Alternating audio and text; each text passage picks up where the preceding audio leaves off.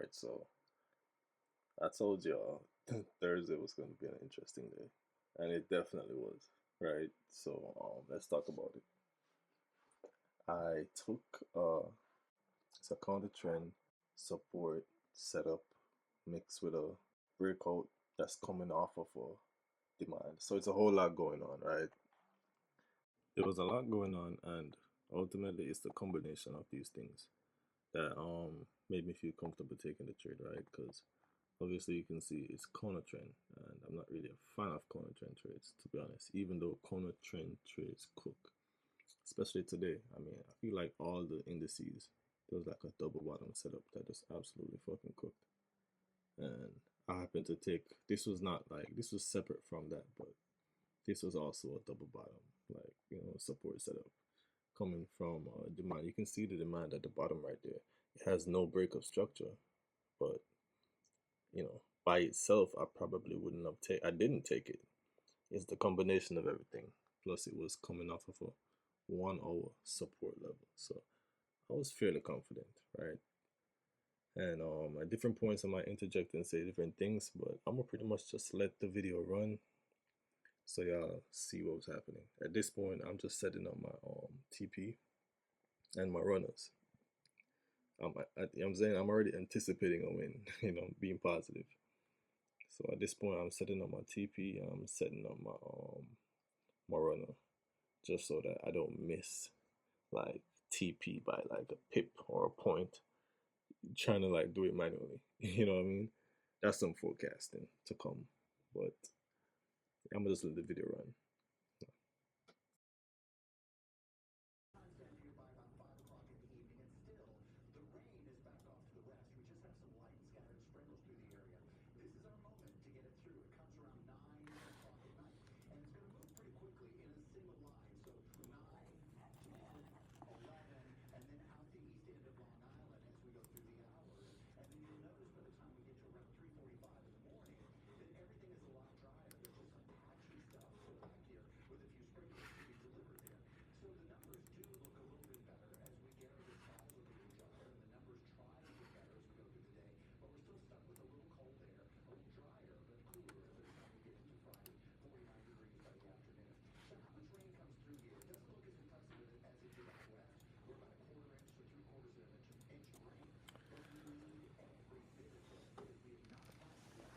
Don't like that.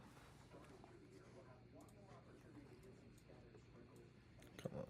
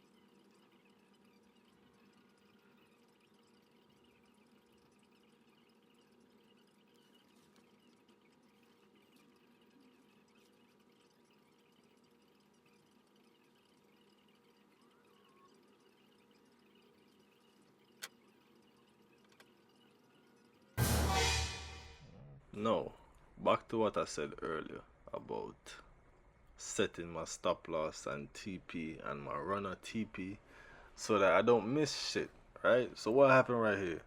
I set my shit to 1 to 1.5 and it missed by like 1 point, bro. Like, look at that shit.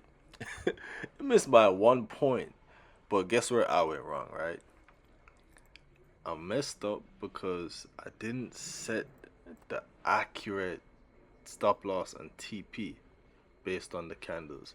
I was a bit sloppy, and that slight sloppiness was the difference in between the run up being hit, and I basically closed it out where it is right now, roughly, give or take.